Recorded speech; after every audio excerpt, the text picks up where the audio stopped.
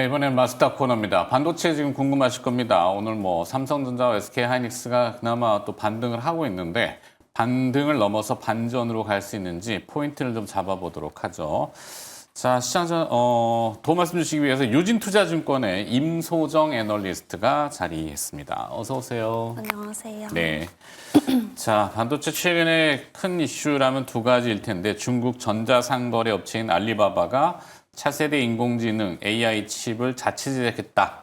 이런 소식이 있어서 미국 내 AI 칩들의 지형 변화, 엔비디아를 위축으로 지금 논란이 이제 또 가속화될 것 같고, 두 번째는 미국 트럼프 행정부가 한국 반도체 기업의 중국 공장으로의 장비 반입에 대해서 뭔가 포괄적인 허가를 또 취소했다, 이 얘기가 있잖아요. 네. 자, 요걸 이제 하나하나씩 풀어봐야 되는데, 첫 번째부터 중국의 AI 칩 내재화 가속도 이미 예견은 어느 정도 됐었던 부분이라고도 할 수 있는데 어떻게 지금 파악을 하시는지요? 중국이 이제 AI 칩을 자체 생산하는 그 내재화 움직임을 보이면서 아무래도 미국에 대한 기술 의존도를 낮추기 위함이고, 이에 따라서 그 중국 로컬의 이제 장비사나 소재사들의 이제 국산화 그 흐름에 힘입어서 좀 많이 성장을 하고 있습니다. 네. 사실 중국은 뭐 새삼스럽지 않은 게 2014년부터 약 7천억 위안, 그러니까 우리 돈으로 한 133조 원 정도를 계속 반도체 산업에 투자해 왔었고, 천문학 정도였죠. 네, 꽤 많은 돈을 네. 계속 투자를 해왔고, 이게 이제 뭐 장비사나 소재사들 로도 많이 갔지만 뭐 칩을 만드는 이제 CXMT나 YMTC 그리고 뭐 장비사 중에 나우라나 AMEC 뭐 대부분 이제 영어 네자짜리 회사가 많은데요. 그렇죠. 뭐 창신 메모리 네, 뭐 이렇게 맞습니다. 되는 데도. 네, 그런 기업들에게 이제 발전을 하게끔 시켰고, 좀 특히 이제 저희가 봐야 할 것은 EUV 장비인데요. 저희가 네. 사실 EUV 하면 뭐 ASML 장비가 글로벌리 압도적으로 제일 잘 하고 있다고 하지만, 그렇죠. EUV 장비를 또 생산할 줄 아는 기업들 하면은 또 이제 일본이나 지금 중국 정도밖에 없거든요. 특히 SMEE라고 하는 기업은 28나노 수준의 장비를 이미 상용화 시켰고, 네. 지금은 13나노 장비를 학계에서 연구 개발을 하고 있습니다. 거기에 이제 뭐 고순도 실리콘이나 기본적으로 필요한 PR이나 아니면 가스 이런 것들도 다 국산화를 하고 있어서, 기존에는 저희가 장비하면 뭐 미국산, 소재하면 일본산 이렇게 이제 외산 장비다 소재가 좀 많이 쓰였다면, 네. 지금 중국 입장에서는 칩 제조사들이 중국 로컬 기업들에 대해서 레퍼런스도 쌓아주고 좀 서플라이 체인을 강화하면서 전반적으로 좋은 생태계가 좀 꾸려지고 있는 상황이라고 보실 수가 있겠습니다. 변화가 분명히 포착이 되는군요. 예전 같으면은 뭐 밑빠진 독에 물 붓기라 그래서 계속 천문학적 돈을 쏟아부었지만 격차를 줄이지 못해서 반도체에는 뭐 넘사벽이라든지 기술 수준의 이런 것들이 한계가 존재하는구나. 그러니까 중국도 쫓아오려면은 아예 또 멀었어라고 했는데, 최근 동향을 보면은 격차가 약간 위협적일 정도로 빠르죠. 자, 중국의 AI 칩 자립 전략, 또 미국과의 분리 구조, 이게 이제 국내 소부장 기업들한테 어떤 영향을 줄 것인지. 네. 일단은 중국이 그 AI 칩을 이제 자립하고자 하면서 궁극적으로 이제 원하는 것들은 그것이 응용되는 이제 최종 응용처들에서도 좀 이제 뭐 발전을 이루기를 바라는 걸 텐데요, 당연히. 네. 그래서 최근에 나온 딥시크 2라던가 아니면 기존에 이제 많이 출시가 되고 소개됐던 휴머노이드 로봇 이런 분야들에서 그 성과를 이미 보고 있습니다. 이런 이제 칩을 생산하는 과정에서 당연히 이제 우리 소부장 기업들의 뭐 장비나 부품들이 많이 이제 뭐랄까 일조를 했었다면, 지금은 그들의 수준을 중국 로컬 기업들이 어느 정도 계속 따라잡고 있으면서, 그리고 중국의 그 전략은 그냥 단순히 기술적으로 우리가 앞서 나가자 이게 아니라 우리의 로컬 소재, 부품, 장비 그리고 기술, 인력들로 오로지 중국 힘으로만 만들어진 칩 그리고 최종 제품들을 만들자가 이제 목표다 보니까 자연스럽게 중국 시장에 우리나라 기업들이 이제 침투했던 그 영역들이 조금씩 이제 축소될 수밖에 없는 상황이고요.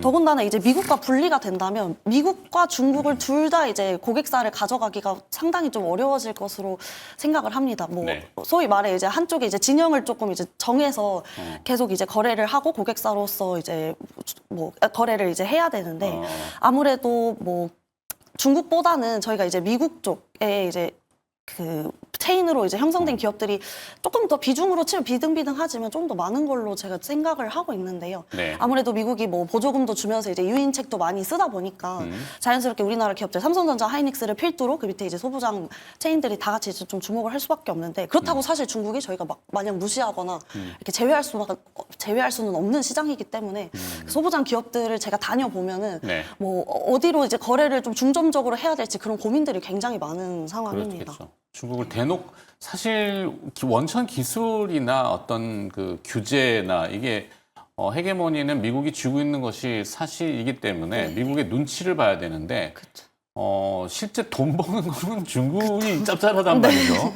이 측면에서 보면. 근데 대놓고 중국 거래에 대해서 부각을 하자니 미국 눈치를 봐야 눈치를 되고. 좀, 네. 그러니까 현실적으로, 그러니까 항상 우리가 그런 데이터들 있잖아요. 뭐, 반도체 산업이 되게 위축되고 뭐, 막 이렇게 되는데 실제 수출 데이터 까보면은 잘 팔리고 되게 있거든요. 네, 네, 되게 좋아요. 좋습니다. 이게 중국향의 비중이 네. 그만큼 있다라는 건데, 현실적으로는. 자, 중국향의 모멘텀과 지금 말씀드렸던 미국의 어떤 그런 규제, 그러니까 VEU라고 하는 뭐 이게 뭐 검증된 최종 사용자 프로그램, 한국말로 번역하다 보니까 이게 희한하게 됐지만 네. 자, 미국의 허락을 받아야 장비 들어갈 수 맞습니다. 있어. 중국으로. 간단히 얘기하면. 건 바이 건이었어. 그동안은 포괄적으로 대충 이렇게 들어가는 거에 대해서 묵시했는데 이제는 다 받아야 돼, 허가를. 이렇게 돼 있잖아요. 네, 맞습니다. 이게 또 우리 국내 소부장 기업들한테 어떤 영향을 줄게 될지. 네. 일단은 그 중국향 모멘텀이라 방금 하신 말씀은 국내 소부장 기업들에게 있어서는 말씀드린 것처럼 조금 수혜가 뭐 전방위적이라기보다는 좀 제한적으로 일부 기업들만 좀 수혜를 본다 이렇게 보실 수가 있겠습니다. 네. 말씀드린 것처럼 중국이 자립을 꾀하고 있는 상황이기 때문에 중국 로컬 기업들을 이제 고객사로 둔 기업들을 저희가 이제 봐야 하는데 뭐 아무래도 사실 제일 이제 보기가 편하고 실제로 이제 실적이 좀 좋아지고 있는 기업들은 네. 중국 장비사에 이제 부품을 납품하는 우리나라 부품사들입니다. 대표적으로 미코세라믹스, 메카로 그리고 TCK 이런 이제 기업들이 있는데요. 이들은 이제 중국의 전공정 장비사인 뭐 나우라라던가 아니면 아까 소개드렸던 AMEC라고 하는 이제 식각 장비 하는 회사 네. 이런 기업들의 이제 일부 부품들을 납품을 하고 있고 실제로 이 기업들의 이제 2분기 실적을 보면 중국향 비중이 뭐 2배 늘었다던가 아니면 매출 전반적으로 계속 YOY 혹은 뭐 전분기 대비 계속 매출이 증가하는 모습을 보이고 있고요. 네. 반면에 이제 미국 상무부의 VEU 지정 취소로 인해서는 아까 말씀하신 것처럼 삼성전자나 하이닉스가 이제 꾸리고 있는 중국 팹에서 시설 확장 혹은 업그레이드 이런 것들에 대해서 제한이 좀 생길 걸로 예상을 네. 해서 반대로 이제 좀 장비사들에게 있어서는 조금 이제 고민의 시기가 좀 될 것 같습니다. 그래서 뭐 반대로 이제 좀 기회를 찾아보자면 중국의 팹이 없는 이제 마이크론에 대해서 이제 반사수혜로 좀 작용을 할 것 같고 네. 그럼 마이크론 체인으로 좀 우리가 많이 알고 있는 기업들이 이제 유진테크나 네. 뭐 한미반도체 이런 아하. 기업들이 있어서 그 기업들이 이제 장기적으로는 상대적으로 좀 뭐 반사수혜를 볼 수 있다 이렇게 해서 부품사들에게는 뭐 중국향 매출 비중이 올라가는 게 굉장히 좋은 이제 상황이고 네. 장비사들이 이제 계속 이제 미국의 수출 규제가 아무래도 장비 위주로 먼저 시작되고 그 이후에 이제 부품이나 소재로 퍼져나가기 때문에 우리나라 장비사로서는 계속 좀 미국의 그 움직임을 좀 계속 주목해 볼 수밖에 없는 상황입니다. 그러니까 뭐 이게 과거도 그렇게 했지만, 그러니까 필드를 잘 모르는 사람들, 저도 일반인이지만, 근데 이제 예전에 이제 현장에 있는 분들의 얘기 들어보면 사실 이 장비라는 게 미국에 이제 뭐 에이멧 어플라이드 장비를 들여와가지고 다 분해해가지고 옛날에는 어셈블리라 네. 그래서 고객들이 원하는 사양으로 다시 커스터마이징을 해주는 네, 맞아요. 그러니까 분해 조립 이 기술이 우리나라에는 상당히 발달되어 있는 시장이잖아요. 그렇죠. 사실 중국에 들어가서 제재를 가하면은 장비 뜯어가지고 이렇게 또 그거를 보내서 감안해서, 거기 네. 가서 또 조립하고 다 편법은 분명히 있는데 네, 네. 얼마나 강하게 규제를 들여다보느냐 이게 좀 문제적일 것 같고 네, 자 근데 그거는 크게 이슈는 아닌 것 같은데 일단 기업별로 조금 봤을 때 네, 네. 저는 개인적으로는 이제 중국의 이제 장비의 내재화, 뭐 칩의 내재화도 그렇지만 그걸 만들기 위한 장비들이 막 서두르잖아요. 네, 네. 근데도 사실 AI 칩의 지금 가장 핵심은 HBM이라고 하는 메모리가 그렇습니다. 들어가야 되고 HBM은 적층을 해야 되는데 본딩 장비는 아직 중국엔 없는 걸로 알고 있거든요. 네, 본딩 장비는 저희가 아직 알고 있는 뭐 한미반도체를 필두로 한화, 비전, ASMPT 뭐 이제 메모리 본딩 장비 따라오고 하려고 있는. 하는 배시 뭐요 정도 이제 플레이어들 있다고 보시면 됩니다. 그렇죠. 근데 뭐 물론 그게 이제 또 뭐 여러 가지 단계별로의 장비이겠지만 일단 한미 반도체를 조금 봤을 때 2분기 실적에서 얻은 3분기 실적의 포인트 어떻게 가늠하세요? 네, 한미반도체 이제 2분기 실적을 봤을 때 좀 저희가 주목해야 할 부분은 뭐 장비사 중에서도 좀 이례적으로 마진이 거의 50%에 육박하는 48% 기록했다는 점과 저희는 계속 이제 한미반도체 하면 아, TC본도 얼마나 팔렸고 이게 매출에 얼마나 기여했나가 가장 이제 중요하기도 하지만 기존의 이제 주력 장비들이었던 MSVP라고 하는 뭐 이제 자르는 장비라던가 이런 이제 후공정 이외의 장비들의 매출도 같이 좀 증가를 비전 하고 플레이스먼트. 네, 맞습니다. 같이 증가하고 있다는 점이 좀 이제 특이한 포인트. 포트폴리오가 좀 다양하죠, 그래도. 네네. 그래서 아주 기술적으로도 혜자가 있으면서 이게 매출에 충분히 기여하는 메인 장비인 TC본더를 계속 가져가면서 네. 기존에 이제 저희가 이제 좀 약간 투자 사이클이 좀 한숨 쉬어가나 했던 이제 MSVP나 아니면 EMI 쉴드 이제 칩별로 이제 그렇죠. 전자파 막아주는 그 장비라던가 이런 장비들이 계속 좀 이제 매출이 올라오면서 전반적으로 이제 2분기나 뭐 하반기까지도 좀 매출 성장에 좀 도움이 될 걸로 생각을 하고요. 네. 저희가 이제 가장 중요한 거는 이제 SK 하이닉스 내에서는 아무래도 TC 본더의 벤더를 여러 회사를 둬서 좀 그러니까 SK 하이닉스 입장에서는 좀 어떤 가격에 대한 박앤하는 능력을 좀 가져가고자 하는 게 네. 뭐 이 업계의 그냥 보통의 이제 그렇죠. 일들인데 일반적인 룰들이죠. 그래서 TC본도 점유율이 이제 줄어들더라도 사실 이렇게 아까 다른 장비들 그리고 이제 HBM4, 4E로 향하는 이제 다른 장비들이 성장을 계속 받쳐줄 것은 자명하다고 생각하고 그리고 가장 중요한 또 이제 마이크론의 캐파 투자가 계속 늘어남으로써 이 부분 매출이 늘어나고 마이크론향 TC본더 장비는 아시겠지만 뭐 단가도 그러니까 판가도 훨씬 좋고 네. 마진도 훨씬 뭐 유리한 그런 면이 있기 때문에 뭐 성장에 대해서는 전혀 의심의 여지가 없습니다. 그러니까 시장 고착화된 인식은 한미 반도체의 TC 본더는 SK향 이렇게 딱 묶어버려가지고 뭐 SK 주가에 따라서 그렇게 이제 분석들이나 각인을 해버리잖아요. 거기에 이제 듀얼화 이주하면서 한화비전 하나 세미텍이라고 쳤을 때 거기에 또 이제 글로벌하게 이제 배시나 뭐 ASMPT나 이런 기업들이 막 경쟁 구도를 형성한다라고 하는데 현실을 알아보면은 조금 다른 부분이 있잖아요. 네. 고객사도 이제 물론 SK향 비중이 있다가 뭐 관계가 좀 이렇게 되니까 마이크론 비중을 늘렸던 부분. 그래서 매출의 구성을 보면은 해외 매출이 좀 확 늘어났죠. 네네 해외 매출이 훨씬 많죠. 많이 절반 이상으로 거기에 늘어나고. 이제 포트폴리오도 TC 본더뿐만이 아니라 본더도 이제 종류별로 네네, 하이브리드도 맞아요. 있고 뭐 플럭시스도 네, 있고 대면적 많겠지만 본더도 그렇죠. 있고. 거기에 이제 소우 장비, 절단 장비도 그런 있고 그다음에 쉴드 장비, 네네. EMI 쉴드 장비. 그러니까 포트폴리오가 좀 다양한 기업이 매력도가 있는데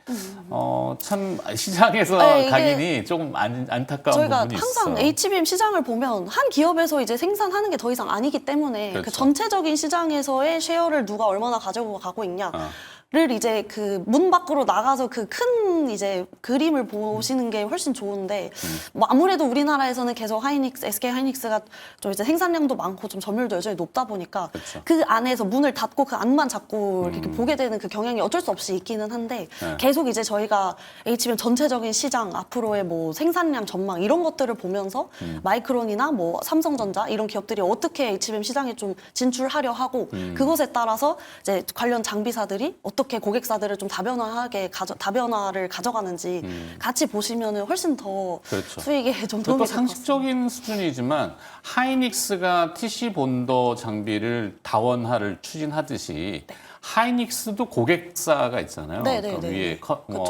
엔비디아를 엔비디아죠. 비롯한. 엔비디아도 이거를 다원화 시키잖아요. 그쵸, 그래서 그쵸. 삼성전자, 네네. 마이크론 테크놀로지 이렇게 다원화를 시키고 근데 포인트는 한미의 장비는 사실 물론 삼성전자하고는 공식적으로 지금 접점이 없지만. 네. 뭐 그건 있지 그래도 근데 그러나 이 마이크론 비중은 접점이 있잖아요. 네네네. 그러니까 한미도 이렇게 다양하게 뻗어 나가는 부분은 또 다시 해석을 좀 해봐야 되는데 이 고대역폭 메모리라고 하는 하이 밴드위스 메모리 HBM 관련 장비 투자 사이클. 한미 반도체의 성장성은 하이브리드 본딩 그 스케줄까지 이렇게 쭉 나왔던데 어떻게 좀 보세요? 지금 이제 주력으로 사용되는 이제 장비는 TC 본더 장비이고 기존의 이제 HBM2, 3 요런 이제 단계에서부터 이미 한미반도체 SK 하이닉스가 공조하면서 장비를 계속 이제 개발을 업그레이드를 해왔고요. 네. 앞으로의 어떤 스케줄을 보면은 HBM3, 2의 경우에는 내년부터 이제 생산량이 점차 줄어들고 이제 4로 넘어가는 페이즈라고 보시면 됩니다. 하지만 이 4를 위해서는 HBM3, 2를 만들던 장비를 개조해서 이제 사용할 수 있는 또 부분이 있기 때문에 네. 하이닉스나 뭐 이런 칩 제조사들 입장에서는 굳이 새로운 다른 회사의 장비를 들일 필요 없이 한미반도체의 장비를 업그레이드하면서 한미반도체 입장에서는 계속 유지 보수 비용 혹은 업그레이드 비용을 이제 수익화하면서 좀 이어나갈 수 있을 걸로 보이고요. 네. 이후에는 이제 HBM4, 2를 위해서는 그 이제 하이브리드 본더를 사용하면 좋지만 아직은 하이브리드 본딩 기술이 조금 어렵고 일단 비싸기 때문에 이게 네. 상용화하기까지는 시간이 좀 걸린다는 그렇죠. 가정하에 이제 플럭스리스라고 하는 기술이 중간에 이제 또 들어갑니다. 그때 이제 플럭스리스 본딩 장비가 이미 한미반도체는 개발을 완료했고 올해 이제 하반기부터 매출에 기여를 할 거고요. 그리고 장기적으로 봤을 때는 2027년에 HBM6나 뭐 그 이후 6를 위한 이제 하이브리드 본딩 장비도 이미 개발하면서 컨소시엄 형성하고 있고 네. 더 나중에는 이제 비메모리를 붙이는 그러니까 GPU 뭐 엔비디아의 GPU를 치면 HBM뿐만 아니라 그 가운데 들어가는 그 GPU 칩을 붙이는 본딩 장비까지도 이제 개발을 뭐 준비를 이제 하고 있기 때문에 이렇게 네. 다양한 본딩 장비에서의 다양한 그 라인업을 준비함으로써 뭐 그 제조사 입장에서는 뭐 다른 여러 기업들을 컨택할 필요 없이 한 번에 이제 한미 반도체로 쭉 세대별로 쓸 수 있는 그런 이제 뭐 스케줄을 이제 제시를 했고 충분히 저는 이룰 수 있는 이건 검증이 된 장비들이잖아요. 네, 그렇죠? 그렇습니다. 그리고 또 그 이제 국제 반도체 표준 협회인가요? 네, 제덱. 제덱에서 이제 그 결국에는 HBM을 쌓는 층수가 지금 뭐 8단, 12단, 16단 계속 올라가잖아요. 20단 이상으로 올라갈 텐데 이 건물 높이가 높아지다 보니까 이 뭐죠? 고도 제한? 네, 그걸 그쵸, 좀 그쵸. 완화시켰죠. 계속 이제 높여갈 수는 없고 그쵸. 그러니까 칩이라 하면 이제 작아지는 게 이제 정상인데 저희는 그 와중에 이제 웨이퍼를 더 많이 쌓으려고 하다 보니까 제덱에서 고민을 아마 하셨을 거고 네. 가장 중요한 거는 그 높이를 이제 너무 많이 제한을 해버리면 그렇죠. 그걸 생산할 수 있는 기업이 뭐 한두 개 정도 지금으로서는 뭐 한 개 기업밖에 없기 때문에 시장을 막 독점하는 그런 것도 이제 어느 정도 방지를 해야 해서 높이를 완화시켜주고 이제 여러 기업들이 좀 건강한 경쟁을 할 수 있게 하면서 오히려 그러면 하이브리드 본더는 조금 이제 나중에 필요하게 됐다 하면서 그렇죠. 이제 한미반도체 TC 본더가 어. 계속 더 이제 시장을 뭐 점유할 수 있는 시기가 좀 더 이제 연장됐다고 보시면 됩니다. 그렇겠죠. 여유가 좀 생겼죠. 소부장 하반기 투자 뭐 전략하고 주가 재료 혹시 또 뭐 포착되는 게 있을까요? 네. 아무래도 상반기와 지금까지도 계속 이제 미국의 관세라던가 중국이 계속 자립하겠다라던가 뭐 AI만 계속 돈이 되는 이런 글로벌한 환경 속에서 저희 소부장 주가가 좀 비교적 이제 힘든 편이었던 것 같습니다. 일부 네. 기업들이 이제 좋은 소식들로 뭐 제한적인 성장이 좀 있었지만 근데 이제 하반기에는 좀 기대해 볼 만한 게 이제 삼성전자가 테일러 파운드리 투자를 하는데 이게 네. 이제 팹을 그 뼈대부터 짓는 게 아니라 이미 팹은 지어져 있고 이제 하반기부터 장비가 들어가면 되는 거거든요. 비교적 이제 타임라인이 좀 빠르기 때문에 장비 반입이 시작이 하반기부터 되면은 뭐 빠르면 내년 초부터는 이제 소재사들까지 좀 관련된 이제 소재사들 좋은 소식이 있을 것 같고 그리고 이제 기존에 저희가 지금까지 이제 보고 있지 않았던 낸드 쪽 네. 삼성전자, 하이닉스 모두 이제 낸드의 일부 전환 투자를 좀 진행을 하면서 오랜만에 이제 관련된 장비라던가 아니면 낸드에 반드시 필요한 특수가스 소재들 그런 기업들 같이 이제 보시면 좋을 것 같고. 마지막으로 디램에서는 사실 아직까지는 계속 이제 HBM이 돈이 되는 디램 중에서도 이제 돈이 되는 시장이기 때문에 네. 뭐 최종 이제 그 저희 그 어플리케이션들의 어떤 전망, 그러니까 해외 글로벌 기업들의 그 실적 발표에서 3분기는 이럴 것 같다, 하반기 이럴 것 같다 이런 것들을 같이 참고해서 보면은 뭐 HBM이 여전히 계속 좀 유일한 저희의 희망같이 그렇죠. 되어버렸는데 그거 네. 관련해서는 뭐 아까 말씀드린 한미반도체나 뭐 하나비전 그리고 뭐 원익 IPS 이런 기업들도 HBM 그 제조 공정에 좀 개입을 하거든요. 네. 그래서 이런 것들을 같이 주목해서 보시면 이제 하반기에는 좀 장비가 새롭게 좀 다시 회복하는 그런 시기가 될 것 같습니다. 그래요. 장비 쪽이 참 불붙기가 어렵서 그렇지 한번 불붙으면 또 네, 확 불타오를 잘 텐데 가기 때문에. 요즘은 그냥 뭐 심드렁 해가지고 한 번 더 체크를 해봤고요. 오늘 도움 말씀 주신 분은 유진투자증권의 임소정 애널리스트였습니다. 고맙습니다. 감사합니다.